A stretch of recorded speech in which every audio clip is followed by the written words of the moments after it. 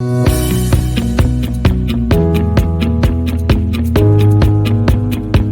name is Johan Broer. I'm the VP of Product at MakerBot. And today we're excited to announce the MakerBot Labs experimental extruder, which allows our customers to print a wide range of third-party filaments. So along with that, we are also announcing a materials development program.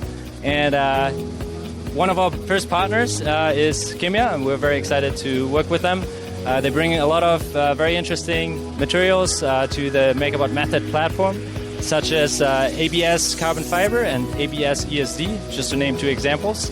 And I'm going to hand it over to Pierre to talk a little bit more about that. I'm Pierre-Antoine Pluvinage. I'm in charge of the business development for our more 3D activity, the KIMYA brand.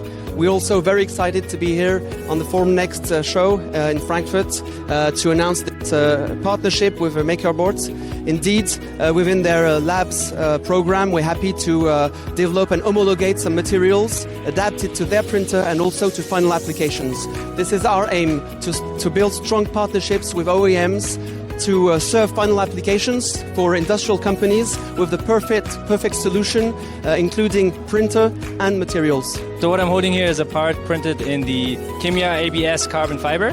So it's a material that is made out of ABS and 30% carbon fiber. So it's a very lightweight material.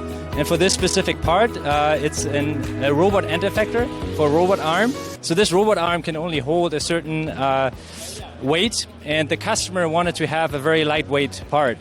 So this material is really ideal for that because the part is much lighter than when you print it with regular ABS. We look forward to continue to collaborate with KIMYA on additional industrial materials that they can qualify for the MakerBot Method platform.